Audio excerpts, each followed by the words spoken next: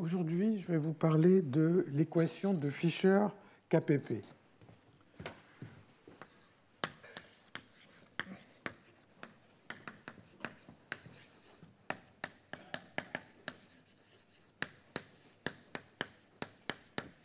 Alors, en fait, c'est une équation qui a été introduite en 1937 dans deux travaux, l'un de Ronald Fisher, qui est un statisticien tourné vers la biologie. Donc, il avait fait beaucoup de travaux sur l'évolution en biologie. Il est l'auteur du modèle de Wright-Fisher, dont je parlerai, qui permet d'étudier les propriétés d'une population qui évolue avec neutralité. Donc, les derniers cours où je vais discuter la différence entre une évolution neutre et une évolution avec sélection. Il est l'auteur de ce qu'on appelle le théorème fondamental de la sélection naturelle, qui est quelque chose d'assez facile à comprendre, et je parlerai de ça aussi plus tard, de théorème sur les valeurs extrêmes, et même il a fait un modèle pour expliquer pourquoi le rapport entre le nombre de mâles et de femelles dans une population tend vers 1. Alors, donc ça c'est Fischer, et puis KPP, c'est Kolmogorov,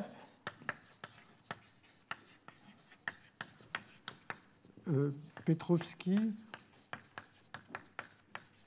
et Piskunov.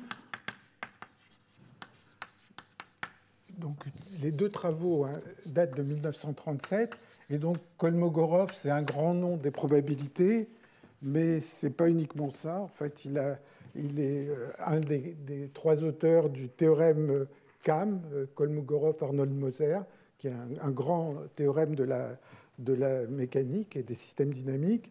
Il a fait des travaux importants sur la turbulence en analyse mathématique.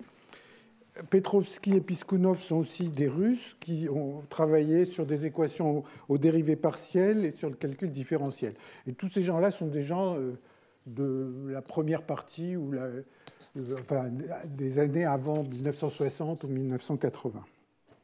Alors, la motivation pour cette équation KPP, qui est en fait un point de départ de toute une série de travaux important et qui est toute une école française, en fait, en particulier en mathématiques, qui est partie de ce genre de problème.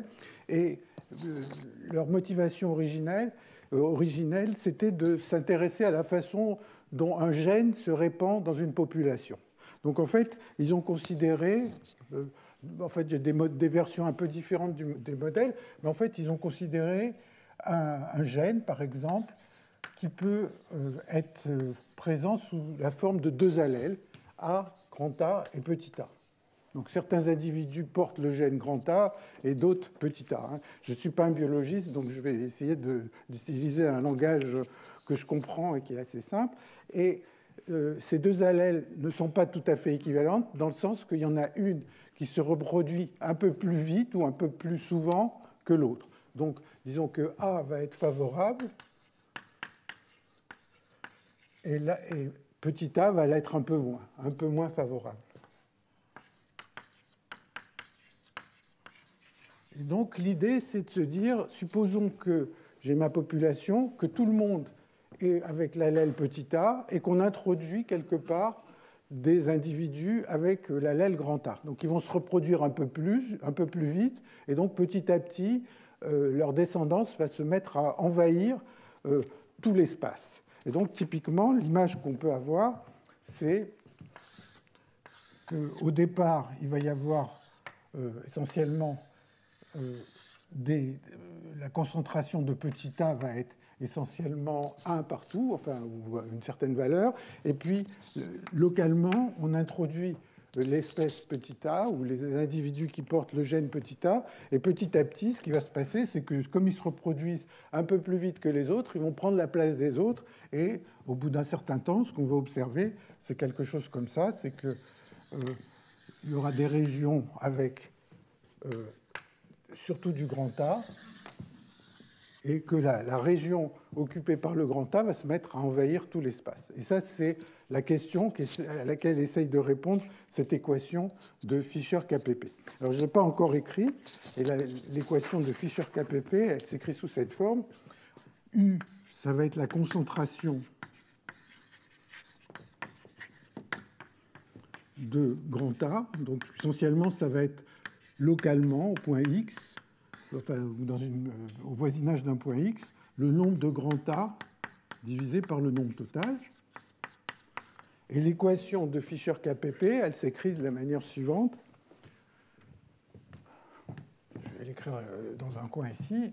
du sur dt égale Laplacien de u. Donc, en fait, les individus ont tendance à diffuser dans l'espace, plus un terme qui va avantager l'espace grand A ou l'allèle grand A par rapport à l'autre allèle. Donc voilà l'équation de Fischer-KPP dont je vais discuter, et je vais déjà essayer de vous justifier rapidement la présence de ce terme. Et une des difficultés dans ce genre d'équation, c'est que c'est une équation non linéaire. On va discuter à un moment tout à l'heure le cas de l'équation linéaire. Bon, l'équation linéaire, elle se résout par mille et une façons, donc ce n'est pas une difficulté.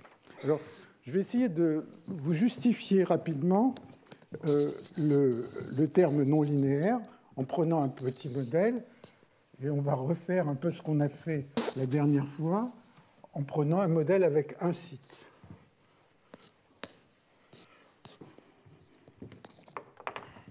Alors, je vais prendre un modèle à un site avec un nombre total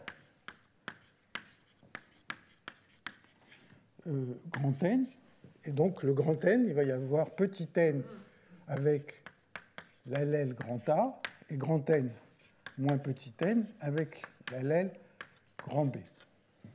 Bon, et puis, on fait un modèle simple. On va considérer que de temps en temps, il y a un des individus qui meurt, et puis il est remplacé par soit un individu de l'espèce A, ou pardon, pas grand B, petit a, excusez-moi. Soit il va être remplacé par un nouvel individu de type grand A, ou soit de type petit a. Et donc, en fait, le nombre n, il va pouvoir, chaque fois qu'il y a un remplacement, il va passer à n plus 1, il va passer à n, ou il va aller à n-1. Et pour aller à n plus 1, ben, il va y avoir un taux qui va être de la forme n grand N moins petit n. Je vais le commenter. Et puis ici, il va y avoir un terme n grand N moins petit n aussi. Comment je peux comprendre ce terme? Eh bien, je vais dire que pour que le nombre de grands A augmente, il faut que un des petits a disparaisse, et puis après, la probabilité que ce soit un grand A qui les remplace est proportionnelle au nombre de grands A qu'il y avait sur ce site. Pareil ici. Donc alpha, c'est plutôt le taux de croissance du grand A, et bêta, c'est le taux de croissance du petit a. Et quand on a dit ça, bon, puis ici, c'est la probabilité complémentaire que je n'écris pas, pour que la somme vaille 1. Et donc, enfin, ça dépend si on prend un système continu dans le temps ou discret, mais bon, disons c'est quelque chose d'assez élémentaire. Et donc, l'évolution du nombre, donc là je parle plutôt d'un modèle continu, l'évolution du nombre d'individus sur ce site, ça va être alpha moins bêta, facteur de n grand N moins petit n. Et donc ça, c'est une équation pour ce type de modèle sur un site qui est parfaitement exact, mais qui a l'inconvénient qu'on a déjà vu, qu'elle fait apparaître des moments comme n carré, et si je veux calculer n carré, il va falloir que je me préoccupe de n cube, et ainsi de suite. Et donc, en soi, ce problème, il néglige, il fait intervenir tous les moments ou toute la distribution de P de n, et la dernière fois, on a vu comment on pouvait traiter ce genre de choses. Alors, si on fait une approximation de champ moyen, et l'équation de Fischer-KPP, c'est une équation de champ moyen, alors cette approximation de champ moyen, elle consiste à dire, bon, il y a ces corrélations, il y a ce second moment, N2, je veux dire que c'est pratiquement n au carré, auquel cas j'ai une équation fermée pour le nombre moyen. Donc, encore une fois, c'est une approximation. Et si on introduit u qui est égal à... n est égal à grand N U, donc on passe d'une variable entière en imaginant que le nombre total est très grand, qu'on passe à une variable continue, on va trouver que du sur dt égale c u à moins u. Bon, et le c, il n'est pas présent dans cette équation, mais en fait, on peut s'en débarrasser en changeant l'échelle de temps, et donc on tombe vraiment sur ce terme de réaction que j'ai écrit, qui est présent dans l'équation KPP. Alors juste un commentaire. Eh bien, cette équation, évidemment, elle est facile à résoudre au cours du temps, et si je regarde au cours du temps, je prends un U, si j'ai un certain U0, U à l'instant 0, ce que cette équation va prédire, c'est que, asymptotiquement, U va tendre vers 1, et donc toute la population sur ce site va porter l'allèle grand A. Alors ça, c'est ce que prédit cette équation, mais n'oublions pas que cette équation, c'est une équation de type champ moyen. En fait, la réalité, c'est la chose suivante, c'est que si j'introduis un certain nombre, par exemple un individu avec l'allèle grand A, il est possible qu'il meure avant que sa descendance ait pu croître. Donc en fait, la réalité, c'est la chose suivante. D'abord, le nombre fluctue, et parfois,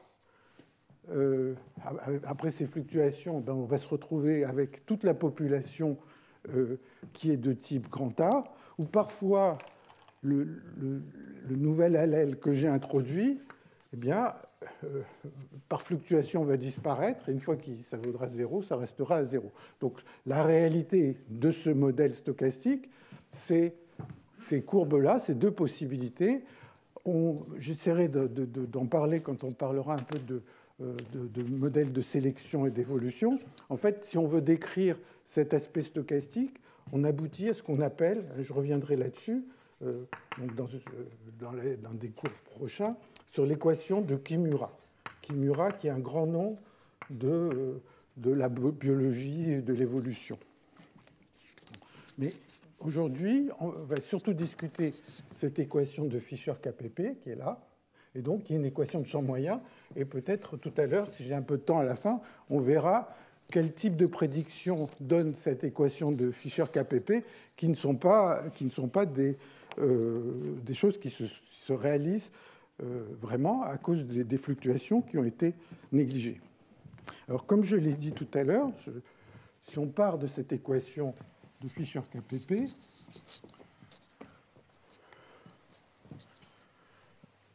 eh bien,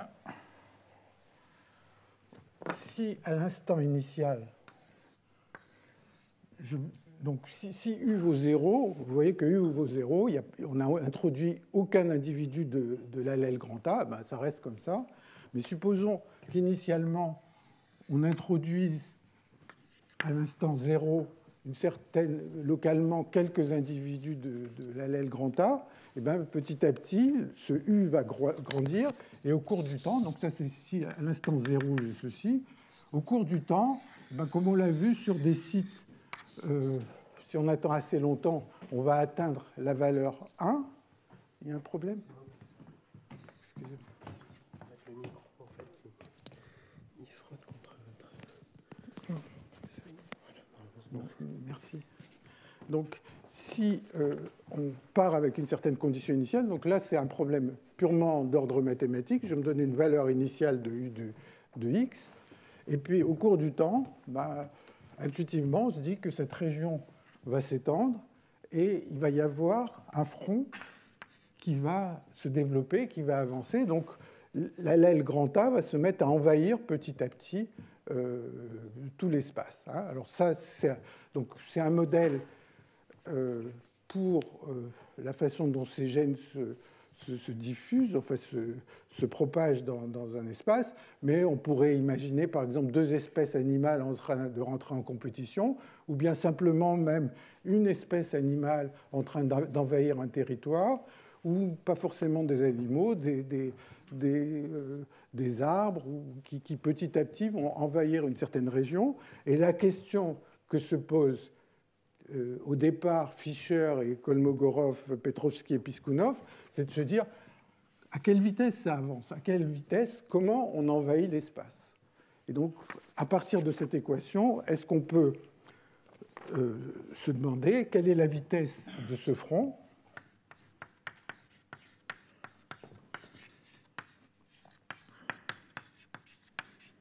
Et donc ça, c'est toute cette analyse de l'équation KPP.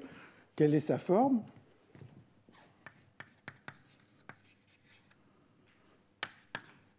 Quelle est sa position ? Alors, sa position, on va voir en fait que c'est un aspect un peu plus subtil que ce qu'on pourrait croire. Bon, sa position, si le front avance avec une certaine vitesse v, on aurait tendance à dire que sa position, ça va être vt. En réalité, c'est vt, mais si on est vraiment dans le repère qui avance à vt, le front, on ne le voit pas. Il se décale par rapport à ce vt d'une certaine manière, et ça, on va le discuter. Et ça, c'est un sujet qui a motivé beaucoup de travaux par beaucoup de gens. Alors, par exemple, ce décalage, bon, je vais en parler tout à l'heure, mais pas mal de gens, y compris dans l'auditoire, ont travaillé sur cette question. Alors, la question la plus facile, enfin, si on peut appeler ça facile, c'est déjà de se poser la question, quelle est la vitesse du front et quelle est sa forme?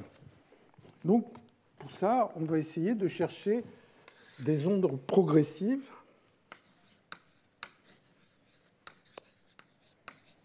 Alors, j'utilise rarement ce mot, mais en fait, j'utilise parce que je fais cet exposé en français, et les gens disent plutôt traveling waves. Donc, c'est ces ondes qui vont avancer à une vitesse constante. Donc, on va chercher des solutions sous la forme U égale F de x moins vt.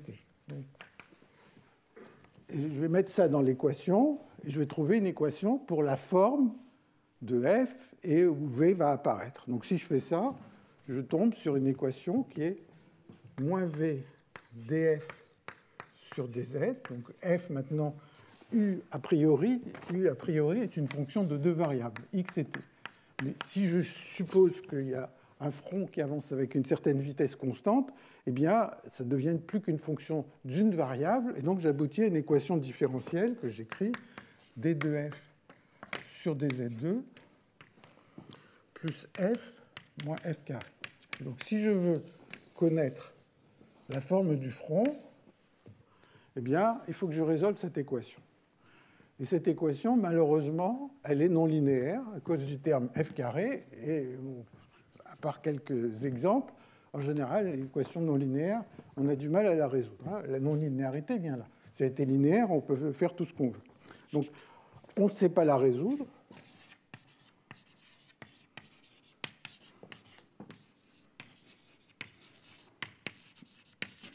Mais on sait dire beaucoup de choses. Et beaucoup de choses vont nous apprendre pas mal vont nous permettre, en fait, tout ce qu'on peut dire va nous permettre de dire des choses sur la vitesse, sur la forme du front, etc. Alors, quand je dis qu'on ne sait pas la résoudre, ce n'est pas tout à fait vrai. En fait, il y a une valeur de la vitesse particulière qui est... Bon, ici, j'ai pris un système où il n'y a pas d'unité. Si vous prenez la vitesse qui est 5 sur racine de 6, alors vous pouvez vérifier que f égale 1 moins tangente hyperbolique de racine de 5 sur 6 z. J'espère que je ne me trompe pas, parce que j'ai fait un changement de variable hier. Mais enfin, bon, peut-être je vais mettre ici alpha, parce que j'ai l'impression qu'en le recopiant, j'ai dû faire une erreur.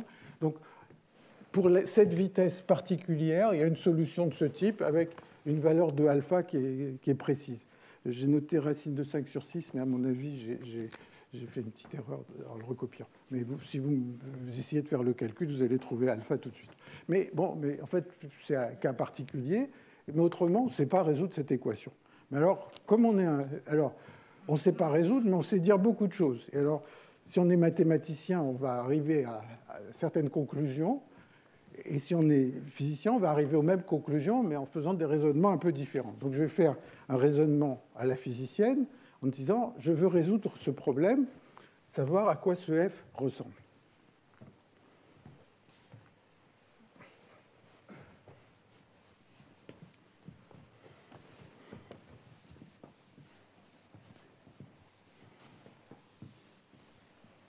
Alors, pour le faire, en fait, juste pour que ça soit plus parlant, je vais faire un changement de variable, parce que, donc, je vais faire un changement de variable, donc je veux trouver la solution f de cette équation en fonction de z, et je voudrais une solution qui est cette forme, la forme du front qui est en train d'avancer. Donc, je voudrais une solution qui vaut 1 ici, et 0 à l'avant, très loin à l'avant, et je vais dire, au lieu de s'appeler f, la solution, je préférerais l'appeler y. Et au lieu de s'appeler z, la position, je vais l'appeler taux. Donc, en fait, j'ai plutôt envie, au lieu de penser une fonction f dans l'espace, j'ai plutôt envie de penser une position en fonction d'un temps.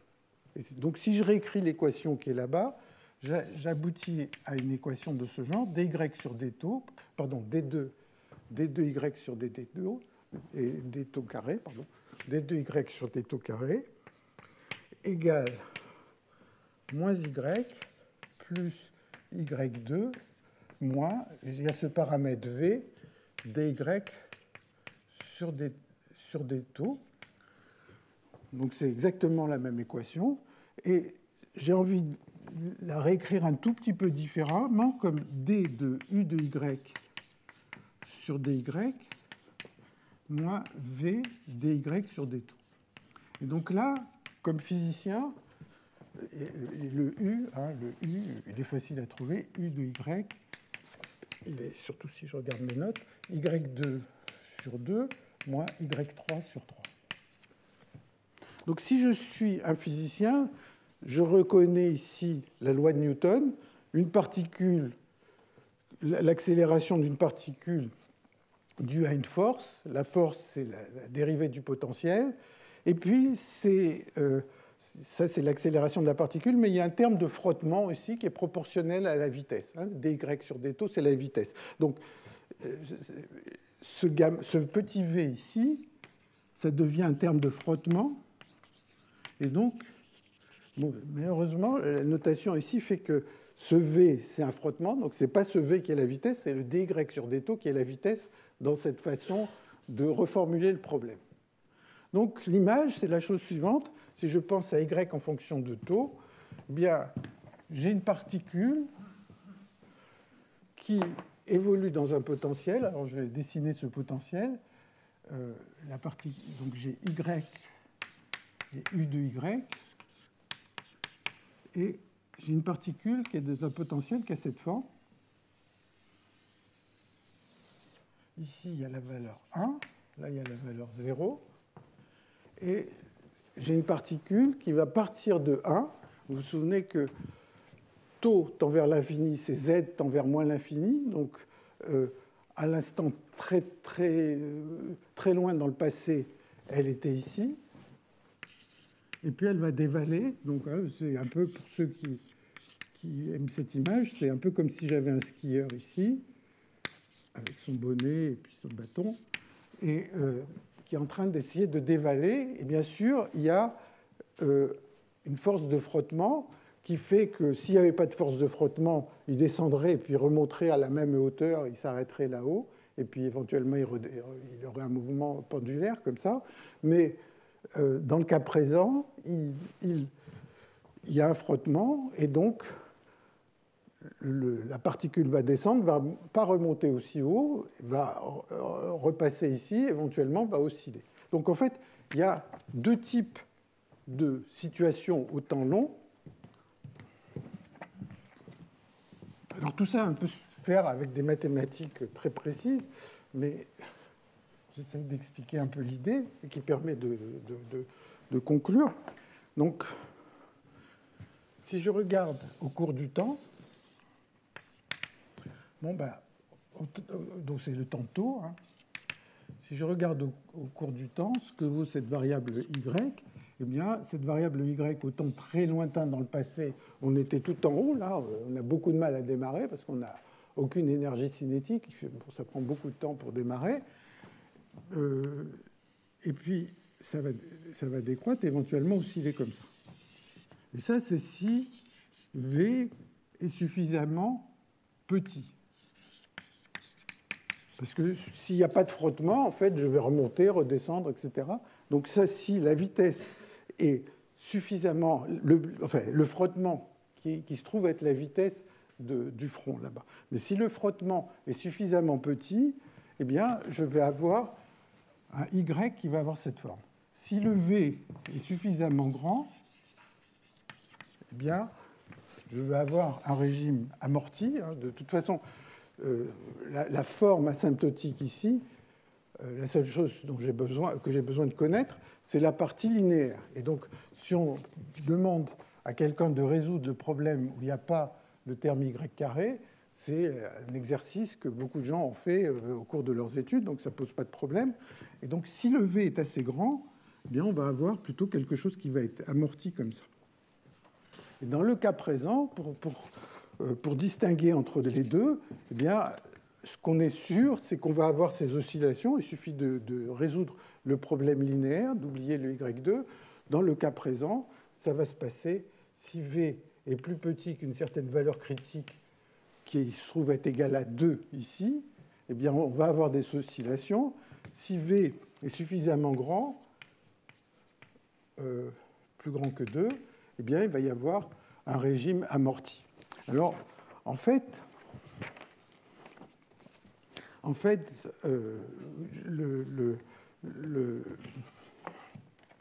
une façon de le voir, donc, je suis toujours en train d'essayer de résoudre cette équation. Et cette équation, c'est l'équation de la position de ce skieur ou de cette particule en train de dévaler. Et ce qui va se passer, c'est que si V... Donc,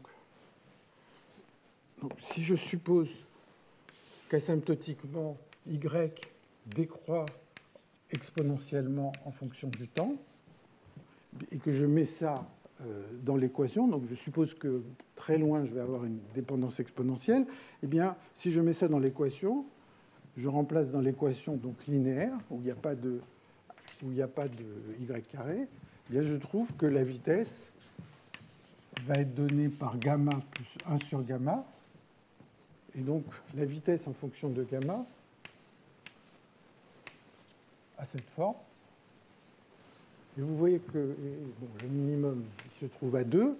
Vous voyez que si la vitesse est plus petite que 2, il n'y a pas de solution réelle à cette équation, mais il y a deux racines complexes.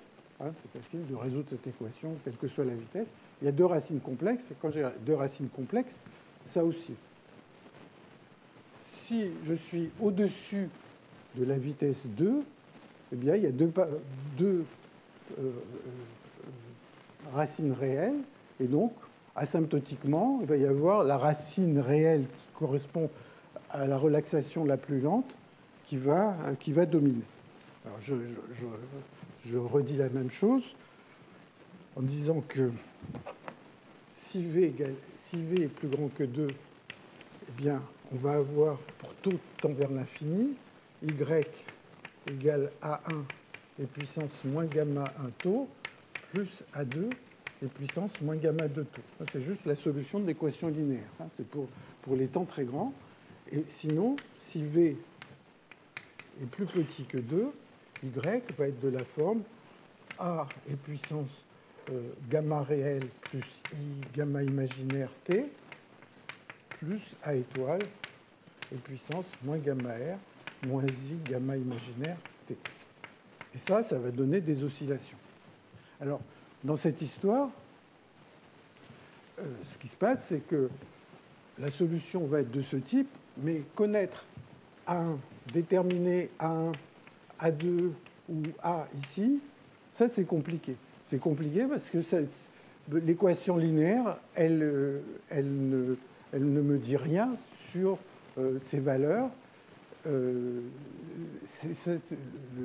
L'obtention de ces A1 à A2, c'est des choses qui vont résulter du problème complet où on aura pris en compte aussi les termes non linéaires. Alors, il y a un cas aussi qui est très important, c'est si V égale 2, ben, le y, il vaut A tau plus B et puissance moins. En fait, il se trouve que quand la vitesse vaut 2, gamma vaut 1. Je ne sais pas si on le voit ici. Donc, ça vaut et puissance moins 3. J'ai appelé T, mais en fait, c'est des taux. Donc, voilà le type des solutions. Alors maintenant, la question, c'est... Donc, alors, bon. Alors, comme je l'ai dit, hein, les coefficients là, on sait, par analyse de l'équation linéaire, on sait la forme que ça va avoir asymptotiquement, mais la connaissance précise de ces nombres est difficile. Alors quand je dis que la connaissance précise de ces nombres est difficile, en fait, vous voyez que la forme du front, dont tout à l'heure je parlais de front, en fait, ce front, c'est juste cette trajectoire de ce y en fonction du temps. Bon, compte tenu de ces équations, si je prends une trajectoire et que je la translate dans le temps, ou si je prends un front et que je le regarde à un instant précédent, il a toujours la même forme. Donc, en fait, quand je vais décaler mon front, eh bien, j'ai exactement le même objet. Et décaler le front, alors ici, ça serait un décalage dans le temps, et ici aussi, dans le temps. Si je fais un décalage, essentiellement, j'ai le même objet. Donc, ça veut dire que ce n'est pas la connaissance précise des A1 et des A2 qui importe, mais plutôt une espèce d'invariant. Et alors, il se trouve que ces invariants, c'est c'est juste un petit calcul de mathématiques, c'est-à-dire on dit, supposons que je translate cette solution dans le temps, eh bien je vais réaliser que 1 sur gamma 1 log de A1 moins 1 sur gamma 2 log de A2 est constant dans le sens où si je fais une translation, cette quantité ne va pas bouger. De la même façon, dans le cas du bas, là, si vous prenez A et puissance B sur A, ça c'est indépendant de la translation.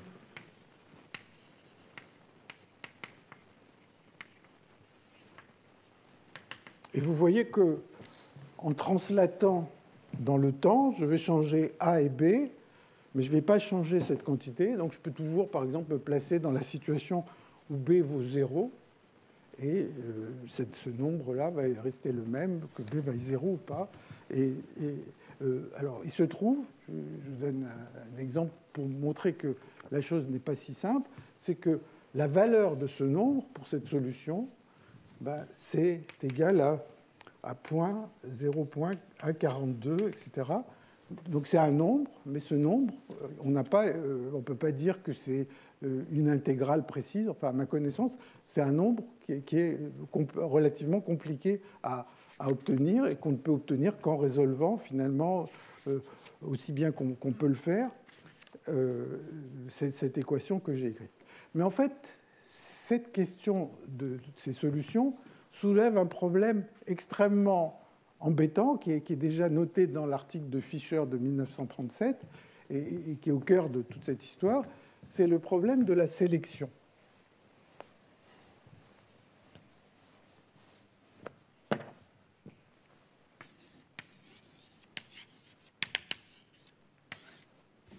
Donc, qu'est-ce que j'ai raconté jusqu'à présent?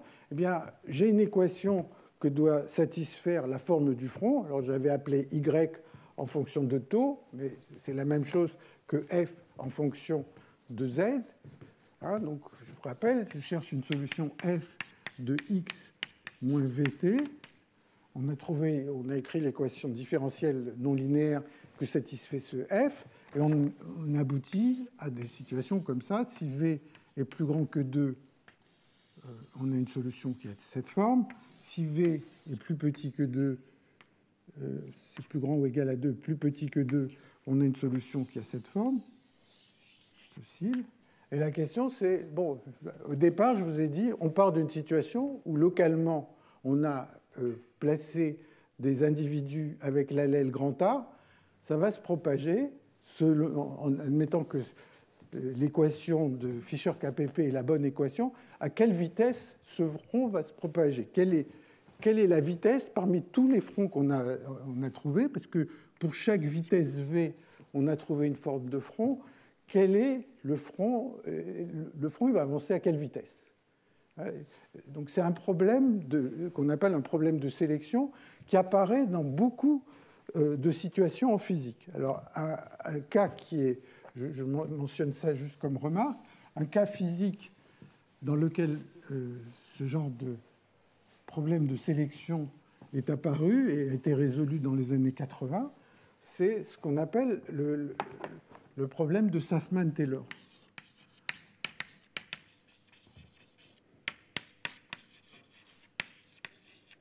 Alors, le problème de Saffman-Taylor, je le dis brièvement, c'est, imaginez que vous avez deux plaques très proches et entre les deux, il y a un fluide visqueux. Donc je regarde de dessus, j'ai mes deux plaques, enfin si je faisais un tout petit peu de perspective, voilà, j'ai mes deux plaques, et à l'intérieur, il y a un fluide visqueux. Et maintenant, on essaye d'injecter, par exemple, de l'air, un fluide moins visqueux dans ce fluide visqueux. Donc, on va souffler là-dedans de l'air. Et ce qu'on voit, c'est apparaître un doigt qui s'appelle le doigt de Saffman-Taylor, qui va avancer avec une certaine vitesse. Donc, il va y avoir une espèce de bulle d'air qui avance à l'intérieur de ce fluide visqueux. Bon. Et cette bulle, on peut se poser la question, à quelle vitesse avance-t-elle? C'est exactement le même genre de question qu'ici. Et comme ici, ce que les gens trouvent, par un calcul que je ne vais pas faire, c'est que, en fait, il y a toute une famille, un paramètre de vitesse possible, et que cette famille dépend essentiellement, enfin, elle peut être paramétrée par le paramètre qui, ici, est la distance entre, disons, si j'appelle x et y, la distance au centre, je l'appelle y, bien pour chaque rapport xy, donc pour chaque rapport entre la distance de ce doigt de Saffman-Taylor au bord divisé par la largeur ou la demi-largeur de cette expérience, eh bien, il y a une vitesse possible. Et les gens se sont posé la question et ont résolu le problème de savoir quelle était la vitesse qui est sélectionnée. Donc ça, c'est un problème. Et cette question de la sélection de la vitesse apparaît dans d'autres contextes. Et donc ici, on est dans cette situation, on a toute une famille de solutions, et on veut savoir laquelle est la bonne. Alors, juste avant de poursuivre là, je voudrais juste rajouter une petite remarque à ce que j'ai dit précédemment. C'est-à-dire, tout à l'heure, je vous ai dit que quand j'analyse le problème linéaire, eh bien, la solution asymptotiquement va avoir cette forme. Mais la valeur des A, A1, etc. est difficile à connaître, et par conséquent, même le signe est difficile à connaître. Donc, même dans un cas où il y a une relaxation exponentielle comme ici, ce n'est pas forcé que la forme va être positive. On peut très bien avoir une relaxation avec des exponentielles réelles, mais où j'ai fait une oscillation d'abord et je suis revenu. Et même, on peut imaginer des situations où on ferait deux oscillations et après, asymptotiquement, on est exponentiel. Donc, le signe de la solution, pour savoir si les solutions qu'on a obtenues sont convenables, dans le sens où elles sont positives, il faut travailler. Ce n'est pas donné d'avance. Et on verra qu'il y a des situations où ça pose problème et ça change la nature de la sélection de cette vitesse. Bon, donc ceci dit, on va supposer, ce qui est vrai, que pour la vitesse plus grande ou égale à 2, on a une forme de front qui est positive, et pour la vitesse plus petite que 2, eh bien, le front, là par contre, on en est sûr qu'asymptotiquement, il y a une valeur, une partie imaginaire dans les gamma, et on est sûr que ça va osciller indéfiniment. Et donc, a priori, on peut exclure que la vitesse ne peut pas être plus petite que 2.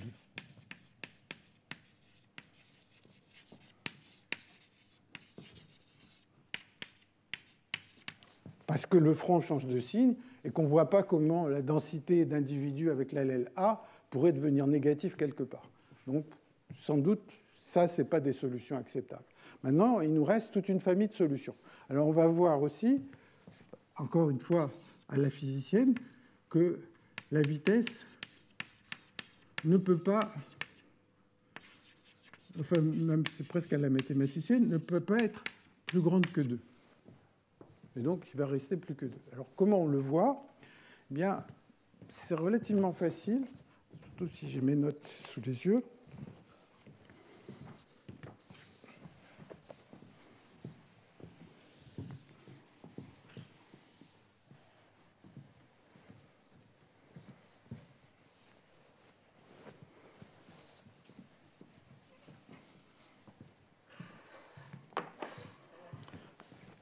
Si je prends l'équation, donc je me place dans une situation unidimensionnelle, si je prends l'équation du sur dt égale d2u sur dx2 plus u moins u2, alors une chose qui est vraiment facile à faire, c'est de considérer l'équation linéaire qui lui est associée. Donc je vais considérer d de ul sur dt égale d2 de ul sur dx2 plus UL. Hein, donc, c'est une autre équation, mais bon, elle est linéaire. Dès qu'on est dans une équation linéaire, on sait résoudre, et je vous donne la solution. Eh bien, U de x et de t, hein, finalement, là, ça serait juste de la diffusion. Le terme UL rajoute une croissance exponentielle en plus, et donc UL de x et de t va être égal à et puis 1 sur racine de 4 pi t, intégrale de u de x0 et de 0, et puissance moins x0 au carré sur 4t. Et puis ici, il y a et puissance t devant. Voilà. Donc si vous j'espère que je ne dis pas de bêtises, si vous prenez cette formule, vous rentrez dans l'équation, vous allez trouver qu'à l'instant initial, la condition initiale était bien u de x0 et 0. Donc s'il n'y avait pas le terme u ici, eh bien, il n'y aurait pas les puissances t, donc ce serait purement l'équation de diffusion. Et puis le terme en u rajoute juste exponentielle t. Alors, à quoi ressemblent ces solutions? Donc, ce qu'on a envie de faire, c'est de regarder u en fonction de... Donc maintenant, c'est u de x et de t. Donc, à l'instant t égale 0, ben, par exemple, on va supposer qu'on est localisé. Alors, je vais prendre une situation où, par exemple, à l'instant initial, c'est souvent une condition que les gens prennent, c'est on va considérer que u vaut 1 jusqu'à une certaine valeur, par exemple jusqu'à l'origine, et puis que u veut 0 après. Donc, essentiellement, tout le monde est à la grand A à gauche et personne à droite, et on s'attend à ce que cette région soit envahie. Et donc, la solution pour u de x et de t, on s'attend à ce qu'au bout d'un certain temps, donc ça c'est à t égale 0, et au bout d'un temps t, on va avoir un front qui va avancer comme ça, et on voudrait s'intéresser à la vitesse. Maintenant, si je prends le UL, donc la solution de l'équation linéaire, je prends la même condition initiale, et là, au bout d'un certain temps, alors UL, il peut croître avec le temps, il ne va pas saturer à 1. Enfin là j'ai mal dessiné, c'est pour rester à 1, et le UL, il va avoir une forme comme ça. Le UL, je peux dire tout ce que je veux dessus, puisque c'est une solution de l'équation linéaire, j'ai une formule explicite, etc. Donc je peux dire toutes sortes de choses dessus. Et ce que je constate, donc la clé de ce qui va me permettre de conclure que la vitesse ne peut pas être plus grande que 2, c'est de dire qu'en fait, u de x et de t est toujours plus petit ou égal à UL de x et de t. Pourquoi? Bon, disons, c'est relativement évident. On voit tout le temps, on part avec la même condition initiale, et U, il augmente moins vite que UL. Il est toujours en dessous. Il ne peut pas le dépasser. Donc, le U, il va être à gauche du UL. Et donc, si j'arrive à trouver un point ici, à un certain instant t, où le UL est très petit, bon, ben, je suis sûr que le U, il sera derrière, donc il avancera un peu moins vite qu'un endroit ici où le UL est très petit. Donc si on fait ça, eh bien, on se rend compte que le front, ici, donc il suffit de regarder la forme asymptotique, bon, c'est juste pour t grand et x grand à quoi ça ressemble. Donc pour t grand et x grand, c'est juste une intégrale ou une fonction erreur dont il faut trouver la forme asymptotique. Ça, on peut soit le trouver dans des livres, soit le faire à la main si on veut. Et c'est UL est égal à e puissance t moins x2 sur 4t fois t sur racine de pi x racine de t. Bon. Peu importe la formule. Donc ça, c'est pour x. C'est la forme asymptotique. Et donc, je vais dire, bon, quand ça va valoir, par exemple, je peux prendre une valeur très petite. Je dis, par exemple, quand ça vaut 1/100 ou 10 moins 100, ou ce que je veux, ben, je vais essayer de trouver où se trouve la coordonnée du point x où ça vaut 1/100. Ça va me donner ce point vert.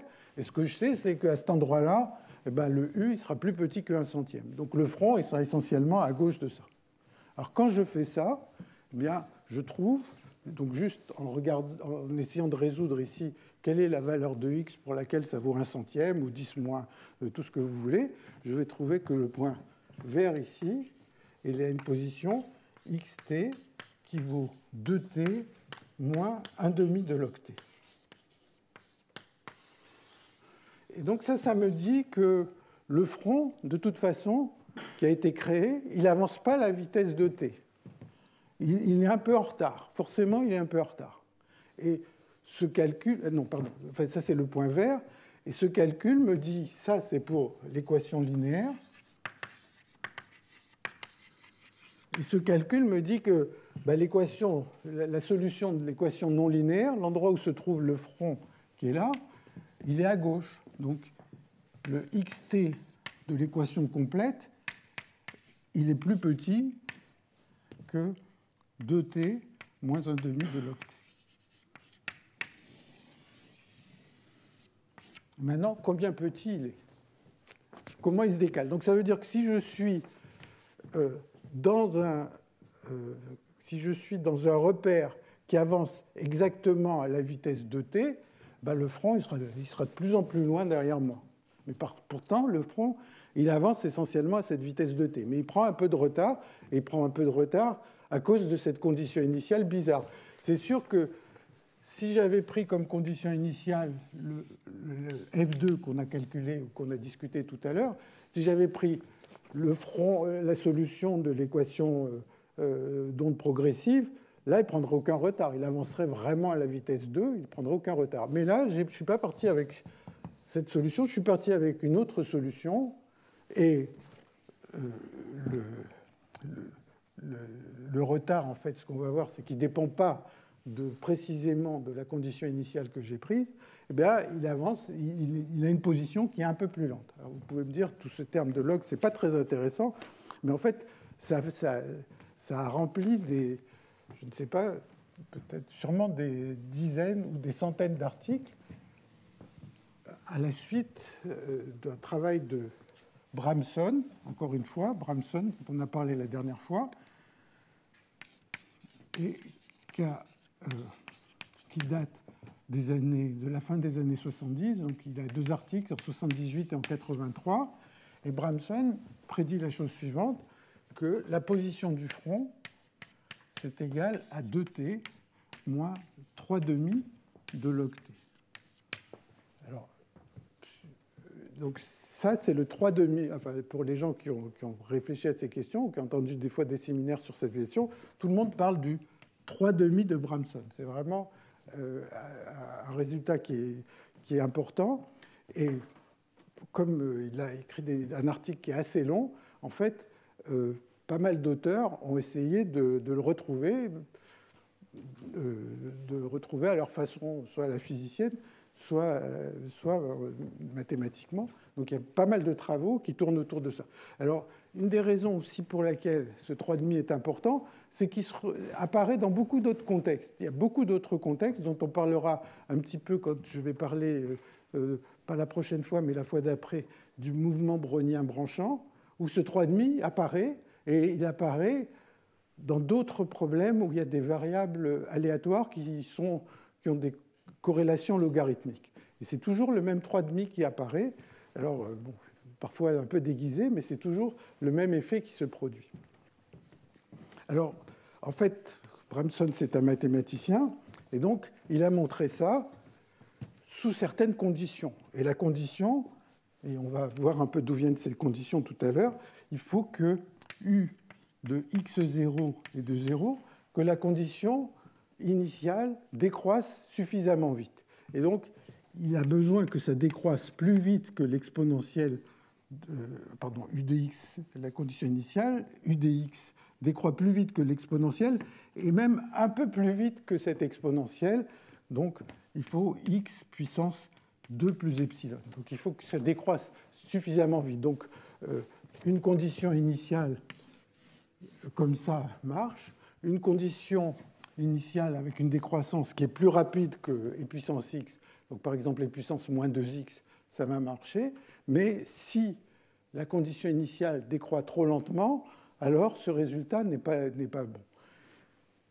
Et en fait, le travail de Bramson, donc ce que je vais essayer de faire, c'est d'essayer de justifier un peu ce 3,5 à notre façon, mais je vais juste indiquer auparavant ce que Bramson prédit dans le cas où ça ne décroît pas de cette manière.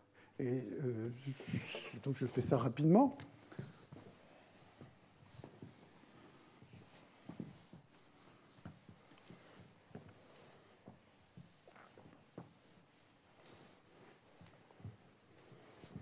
Alors,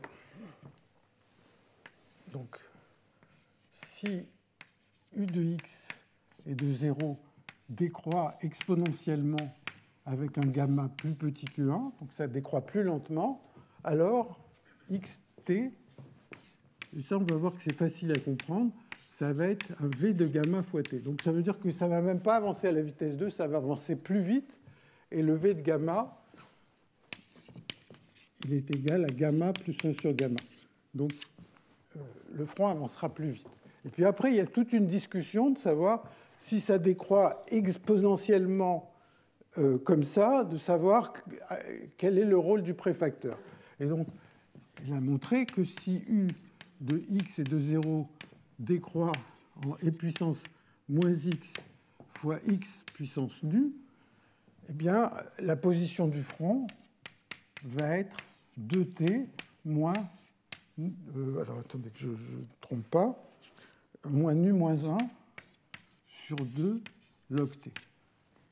Et vous voyez que quand on s'approche du moment où on réalise cette condition, quand le nu il va vers moins 2, alors attendez que je ne dise pas de bêtises, c'est-à-dire j'espère que j'ai mis le nu au bon endroit. J'ai l'impression que c'est moins quand le nu vaut 2. Non, alors ça doit être x moins... Dans mes notes, je me suis trompé. C'est quand nu vaut 2...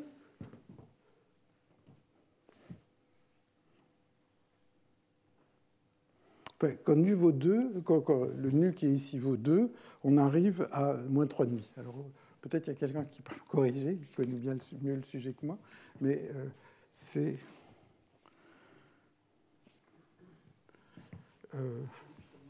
Pardon ? C'est un plus ici? Oui, ça doit être plus. Donc j'ai juste fait une erreur dessus.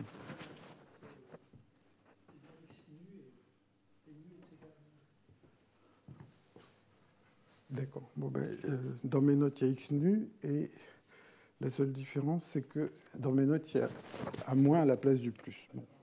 Et alors maintenant, ce que prédit Bramson, il est même plus précis que ça. C'est-à-dire, si c'est exactement moins x, x moins 2, il dit, là, il y a moins 3,5 de log t, et puis il y a plus log de log t. Donc, vraiment, il arrive à quelque chose de très précis. Donc, je vais essayer d'expliquer brièvement d'où vient ce 3,5.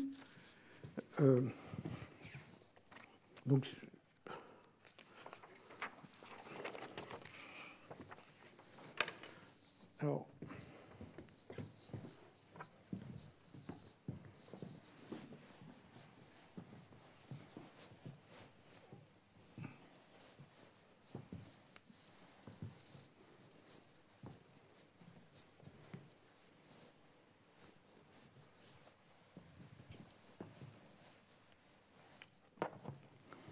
alors, en fait, ce qu'il faut bien avoir en tête, c'est qu'on a ce front qui est en train d'avancer. Bon, s'il avait exactement la forme du front asymptotique, il avancerait à la vitesse 2. Et la position, ce serait 2t. Ce ne serait pas 2t moins 3,5 de l'octet. Donc le fait qu'il y a ce retard ici, ça provient du fait que le front, il n'a pas exactement la forme du front asymptotique. Il est un petit peu déformé. Et alors, on peut se demander comment il est déformé. Et la façon dont il est déformé, c'est qu'en fait, dans toute cette région ici, ben essentiellement, il ressemble à la fonction f2. Mais si je regarde loin en avant, dans une région d'ordre racine de t, eh bien, il n'a pas encore la forme du front final. Il est en train d'évoluer. Et pour prendre ça en compte, on va supposer que dans cette région, donc dans la région à l'avant du front, là où U est petit, on va supposer qu'il est en train de se déformer. Et donc, une façon de faire, c'est d'essayer de résoudre l'équation de FKPP dans cette région. Et bien sûr, dans cette région, U est petit. Donc, en fait, on peut faire appel à l'équation linéaire dans cette région. Donc, on va essayer de résoudre l'équation linéaire dans cette région qui est très à l'avant, mais malgré tout, le système est non linéaire. Donc ça veut dire que le U par ici, il est de la forme AX et puissance moins gamma X. Près d'ici, c'est la solution, il n'y a même pas de gamma, c'est puissance moins X, parce qu'on est à la vitesse 2. Donc quand on se rapproche de l'endroit où le front est notoirement non nul, eh bien, on a cette forme.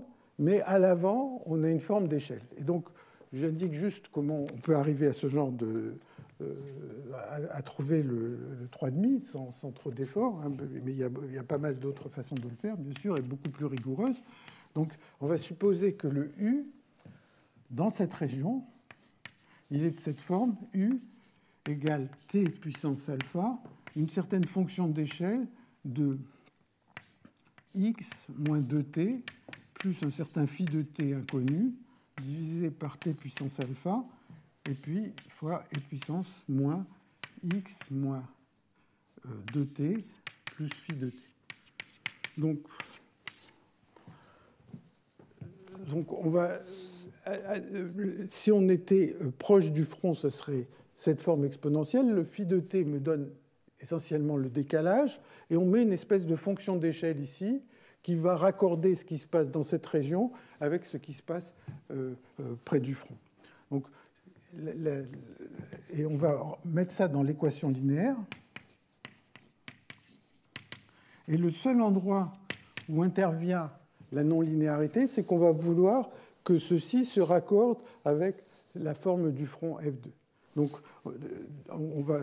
donc si on veut que ça se produise, eh bien on veut que la solution G de cette équation, enfin, on va écrire l'équation que vérifie G, mais qu'on veut surtout, c'est que G de Z soit de la forme AZ quand Z tend vers 0. Où le A, c'est le point 1,42 dont j'ai parlé un peu plus tôt. Donc, si vous prenez cette forme, que vous la faites rentrer dans l'équation linéaire, ça vous donne deux choses. Ça vous dit que forcément, l'exposant alpha qui est là vaut 1,5, et ça vous dit que le G est solution d'une équation linéaire, 1,5 de G. Bon, c'est un peu technique, mais je l'indique simplement. Moins T phi prime G moins G seconde égale 0. Et donc là, on a une certaine équation linéaire. On voit que phi prime T, c'est le paramètre important. Ça veut dire que phi prime t est important, va être une constante qui va être importante. Ça veut dire que phi va être en log t. Donc déjà, on a le log t. Maintenant, il faut savoir quel est le choix de ce paramètre, parce que si t phi prime vaut une certaine valeur, s'il vaut 3,5, c'est le 3,5 qu'on cherche. S'il vaut autre chose, on sera en désaccord avec Bramson. Donc cette équation, elle peut se résoudre en termes de fonctions hypergéométriques, bon, peu importe, ou on peut l'écrire sous la forme d'une intégrale, ça n'a pas beaucoup d'importance. Mais la seule chose, c'est que la valeur, lorsque le paramètre vaut 3,5, eh bien, la solution, c'est g de z égale a z et puissance moins z2 sur 4. Si ce nombre est plus grand que 3,5, le g il change de signe. Encore une fois, si le g change de signe, ça veut dire que la forme du front n'est pas positive, donc ça ne m'intéresse pas. Donc t phi prime plus grand que 3,5, ce n'est pas possible parce que g change de signe.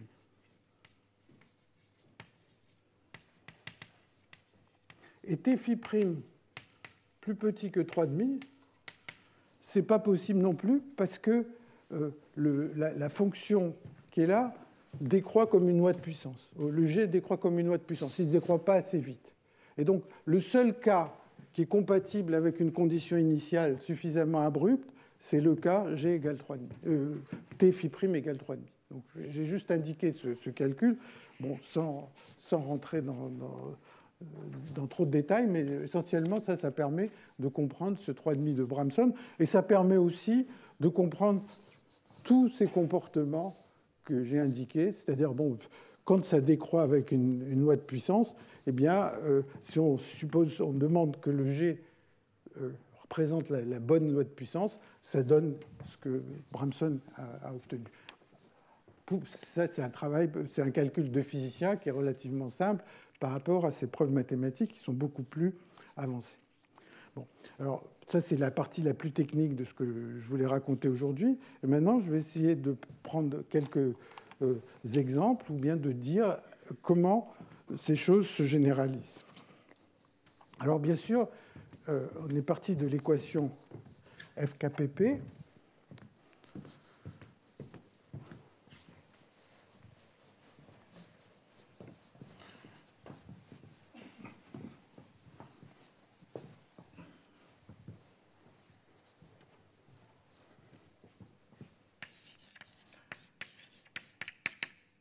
J'ai écrit à une dimension, mais on peut prendre à toute dimension, plus U moins U2.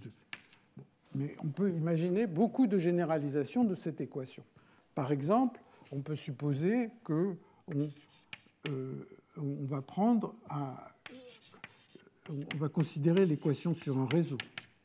UI plus 1 plus UI moins 1 moins 2UI plus UI moins UI carré. Donc ça, c'est une première généralisation à laquelle on pensait, on va en discuter. On peut prendre une équation du genre du sur dt égale d2u sur dx2 plus un certain f de u. Bon. Donc on peut changer les non-linéarités, on peut passer sur un réseau, on peut prendre un temps discret plutôt qu'un temps continu, et il va y avoir essentiellement les mêmes phénomènes. C'est-à-dire, il va y avoir une vitesse particulière qui va être sélectionnée dans tous les cas, qui sera plus 2. On va voir comment on peut la calculer, ce n'est pas très compliqué. Bon. Alors, malgré tout, si on est mathématicien, même si on ne l'est pas, en fait, il se trouve qu'il y a des conditions sur le f de u. Et la non-linéarité peut être arbitraire, sauf quelque chose. Il faut que le f de u il soit plus petit ou égal à f' de 0 fois u. Donc, ce que ça veut dire, c'est que f de u, en fonction de u, il fait quelque chose comme ça. Il est en dessous de la tangente qui est là. Et cette condition, bon, elle apparaît du point de vue mathématique, mais en fait, elle est très facile à comprendre. Si vous reprenez le raisonnement que j'ai fait tout à l'heure, comment je suis arrivé à la conclusion que la vitesse plus grande que 2 n'était pas possible? Eh bien, j'ai dit, on regarde l'équation linéaire associée. Si on prend l'équation linéaire, eh bien, la solution de l'équation linéaire était toujours au-dessus. Et pour que la solution de l'équation linéaire soit toujours au-dessus, il faut avoir ce genre de conditions. Et on verra dans d'autres exemples de front, etc., qu'on peut avoir des résultats très différents de cette vitesse minimum si le f de u ne satisfait pas cette solution. Alors, juste pour vous montrer comment on calcule la vitesse, par exemple, vous pouvez vous demander, est-ce que si on est sur le réseau, est-ce que la vitesse vaut 2 ou pas? Et la réponse est non. Et comment on va la calculer? Eh bien, on va faire quelque chose de simple, en fait, qui résume un peu ce que j'ai raconté jusqu'à présent. C'est-à-dire, on va se dire, voilà, il va y avoir la solution, asymptotiquement, elle va être une fonction de x moins vt, et quand je suis très loin à l'avant, ça va être une exponentielle. Peut-être une exponentielle avec une partie imaginaire, peut-être pas, je ne sais pas, mais toujours est-il que je vais supposer que ça décroît en e puissance gamma x moins vt. Donc je dis, voilà, si on est très loin à l'avant, ben le ui de t, il va être de la forme e puissance moins gamma i moins vt. Et maintenant, je prends ça et je le rentre dans l'équation linéaire. Donc j'oublie les non-linéarités. Pourquoi? Parce que si je suis très à l'avant, le u est petit. J'oublie les non-linéarités, je remplace, et je vais trouver que gamma v égale e puissance gamma plus e puissance moins gamma moins 2 plus 1. Et donc, si je dessine v en fonction de gamma, eh bien, je trouve quelque chose comme ça. Et la vitesse à laquelle le front va avancer, si je pars d'une condition initiale suffisamment abrupte, c'est le minimum, ici, ce Vmi. Alors, j'ai fait le calcul, par exemple,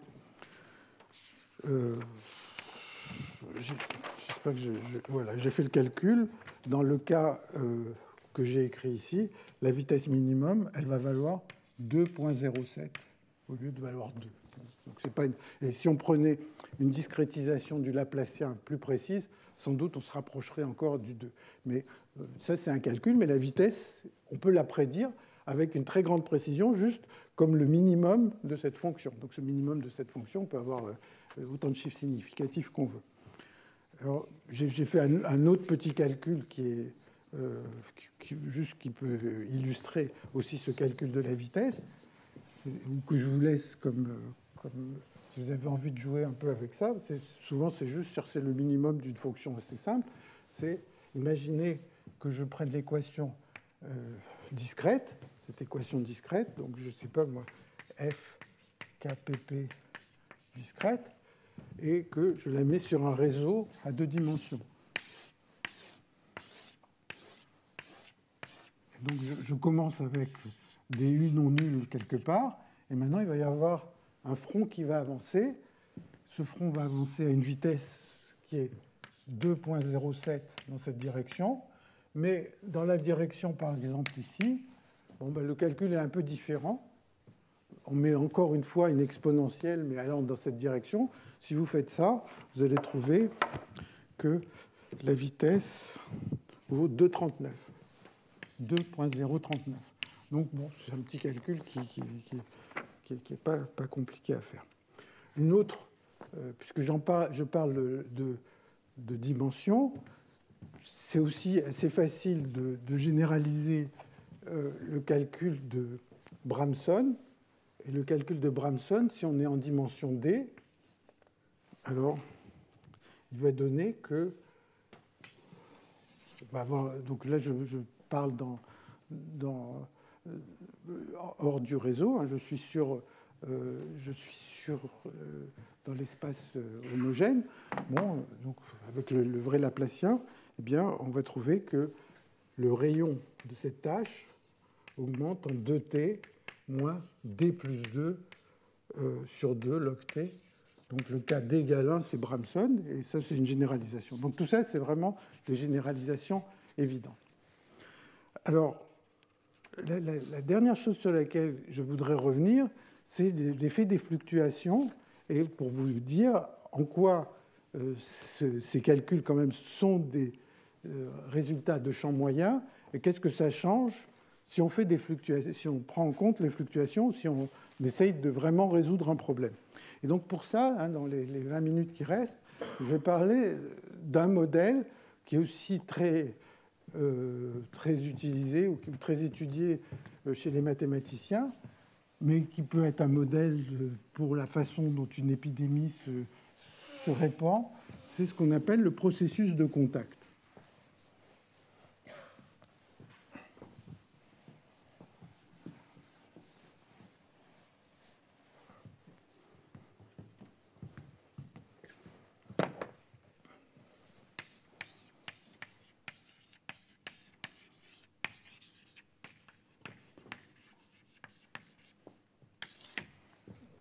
Le processus de contact, il est assez facile à définir.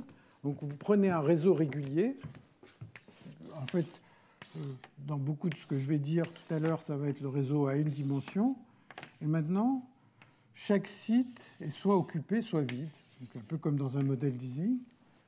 Donc, il y a une variable τi qui vaut soit 1 ou 0, selon qu'il est occupé ou vide. Et maintenant, les particules, dans ce problème, ne bougent pas du tout. Les particules, la seule chose, c'est que de temps en temps, elles meurent, et de temps en temps, elles sont contaminées par leurs voisins. Donc, ce qui se passe, c'est qu'un site donné peut mourir avec un taux 1, et puis un site vide au voisinage d'un site occupé peut devenir occupé avec un taux lambda. Et puis s'il a... Alors après, il y a différentes versions du modèle, mais supposons qu'il ait deux sites occupés à côté, la probabilité de devenir occupé, c'est 2 lambda. On pourrait mettre lambda ici aussi, enfin on peut jouer avec ça comme on veut. Et donc, ça, c'est ce qu'on appelle un processus de contact. Donc les particules ne bougent pas, mais sont dans deux états, occupés, pas occupés. Et comme on l'a fait la dernière fois, si on introduit une variable de τi comme je l'ai fait à l'instant, il est facile d'écrire une équation exacte d'évolution de cette occupation. Donc c'est toujours le même genre de raisonnement, avec quelle probabilité on passe de vide à occupé, de occupé à vide. Et donc ça donne moins τi plus lambda somme sur j de τj à moins τi. Donc ça, c'est une équation d'évolution qui est parfaitement exacte. Il n'y a aucune approximation dans cette équation. Et bien sûr, comme je l'ai déjà dit plusieurs fois la dernière fois, donc les j, c'est les voisins de i, eh bien, le problème, c'est que ça fait apparaître des corrélations τi, τj, et que ces corrélations, si je veux les étudier, ça va me faire appel à de nouvelles corrélations, etc. Et donc, je ne m'en sors pas. Si je décide de faire une approximation de champ moyen, alors une façon de faire cette approximation, c'est de factoriser ces corrélations. Et bien sûr, quand je factorise, je sais que j'ai fait une erreur. Bon, je ne sais pas forcément le degré de cette erreur. Est-ce que c'est une petite erreur? Est-ce qu'elle est grave? Mais je fais cette approximation. Et si je fais cette approximation, vous voyez que j'ai d τi sur dt. Bon, maintenant, j'ai plus qu'un seul nombre sur chaque site. Et je peux regarder son évolution. Moins τi plus lambda, somme sur j, voisin de i, de τi moins τi τj.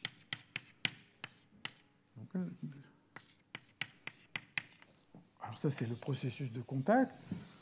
Comme on l'a vu la dernière fois aussi, si je pars d'une situation homogène,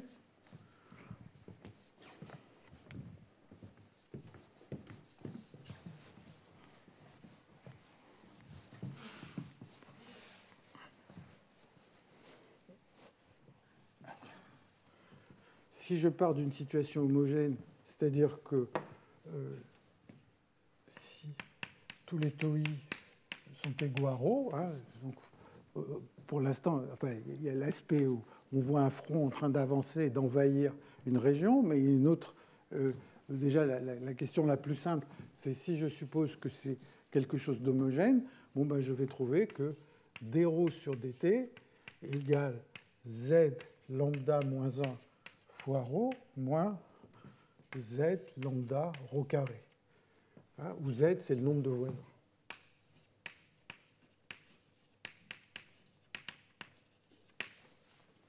Alors, si je dessine en fonction de lambda, vous voyez qu'il va y avoir une valeur critique qui est lambda égale 1 sur Z, et que ρ, au bout d'un temps t, bah, si on est en dessous de 1 sur Z, il va mourir, donc on va tomber vers 0.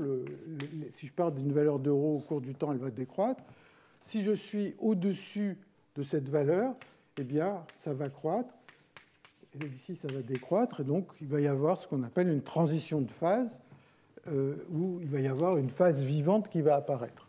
Donc, ça, c'est un exemple simple de transition de phase que l'on voit dans une théorie de champ moyen. Bon, ça ressemble à une transition de phase d'un système magnétique. Alors, en termes un peu plus imagés, si on veut parler de contamination, si on veut penser vraiment que une particule, un site occupé, ça correspond à un individu qui est contaminé, il peut guérir ou il peut contaminer ses voisins.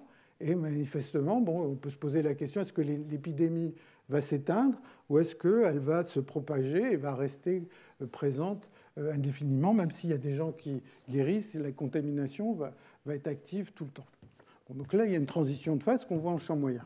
Alors, une chose étonnante, a priori, si on a eu un peu d'expérience en physique statistique, c'est que la transition de phase, elle existe même à une dimension.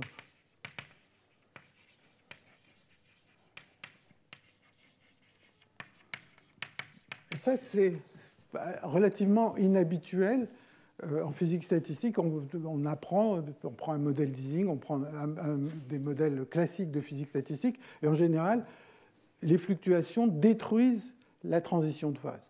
Et ici, il y a présence de transition de phase, et la transition de phase, c'est toujours entre un état vide, donc un état vide qui ne peut pas, où rien n'apparaît, et puis dès qu'on fait apparaître quelques individus contaminés, il y a une certaine probabilité que ça se répande et d'observer une région infinie de sites occupés, une certaine densité qui va envahir tout l'espace. Donc ça, c'est ce que je voulais dire déjà comme introduction à ce problème de processus de contact. Juste, je vous signale que la valeur de la... Je sais ce que j'ai noté.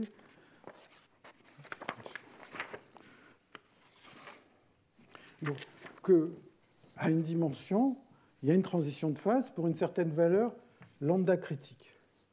Et donc, là, j'ai trouvé une référence qui date d'une vingtaine d'années, et les mathématiciens ont prouvé que ce lambda critique est compris entre 1,53 et 1,94. Et bon, les mathématiciens aiment bien les inégalités, les physiciens aiment bien les égalités, et donc le même article cite cette valeur en fait à une dimension 1,649. Et en préparant ce cours, j'ai voulu écrire un petit programme. Et effectivement, des programmes que je vais essayer d'indiquer une façon de procéder permettent de trouver ce genre de valeurs de manière assez précise. Donc, alors, si vous regardez, donc ça veut dire que si lambda est plus grand que lambda c, ben, l'épidémie survit. Ben, si j'attends très longtemps, ben, il va toujours y avoir des sites occupés, à condition que je sois sur un réseau de taille infinie. Et en dessous de ce lambda c, ben, ça meurt. Et juste pour petit commentaire, c'est que vous voyez cette valeur de lambda critique, bon, qu'on soit mathématicien ou physicien, on est bien d'accord que ça vaut plus que 1, mais si vous prenez le champ moyen, à une dimension, le nombre de voisins c'est 2, donc la théorie de champ moyen, elle prévoirait que lambda c, c'est 1,5. Donc vous voyez que le champ moyen, là, il ne fait pas des miracles, il prédit une transition très loin de la véritable transition qui est à cette valeur. Donc pour terminer, je vais essayer de revenir à la question de front qui avance dans ce problème de processus de contact Et je vais essayer de vous dire ce qui se passe. Donc,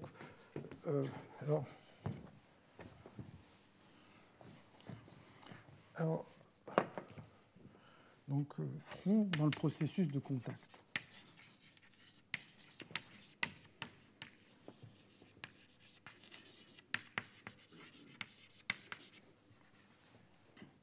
Alors, la première chose, c'est que si vous prenez le vrai processus de contact, eh bien, si vous partez avec un nombre fini de sites occupés, bon, il y a une certaine probabilité non nulle que si on est au-dessus du seuil, il y a une certaine probabilité non nulle que ça envahisse tout l'espace, mais il y a une certaine probabilité non nulle que les 3 individus que j'ai mis là meurent avant d'avoir contaminé les autres. Donc, ce n'est pas sûr qu'il y aura un front qui va se former quand j'ai un nombre fini de sites occupés au départ.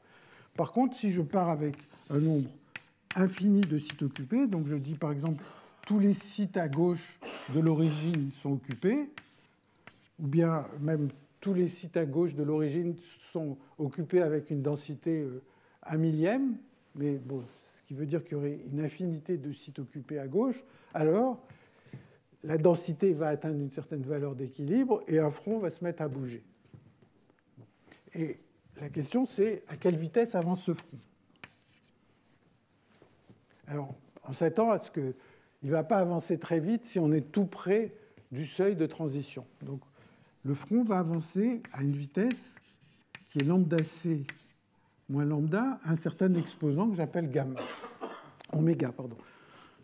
Bon, donc, une des questions qu'on peut se poser quand on vient de la théorie des phénomènes critiques, c'est on part avec ce processus de contact, on met par exemple tous les sites occupés à gauche, ou bien on part avec une certaine densité, ça ne va pas changer grand-chose, et on veut savoir à quelle vitesse avance ce front et comment il va dépendre de la distance au point critique. Alors, c'est un calcul de cette vitesse que vous pouvez faire de la même façon que ce qu'on a fait tout à l'heure dans le cas du champ moyen. Et donc, quand vous faites un calcul de champ moyen, vous trouvez oméga champ moyen qui est égal à 1,5.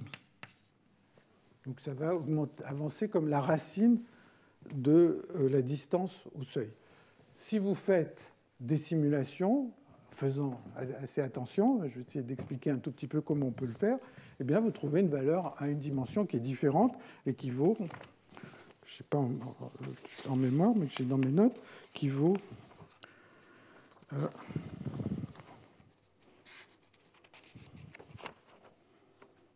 0,637. Vous pouvez me dire, donc à une dimension, c'est 0,637. Et donc ça, c'est un exposant critique. Et le genre de technique qu'on doit utiliser pour l'obtenir, c'est des techniques de genre renormalisation, des choses dont j'ai parlé dans le cours de l'année dernière. Alors dans le cas présent, je vais vous dire une façon, c'est avec ça que je vais terminer, une façon d'estimer par des méthodes numériques cet exposant. Alors, en fait, cette façon, elle repose sur ce qu'on appelle les effets de taille finie.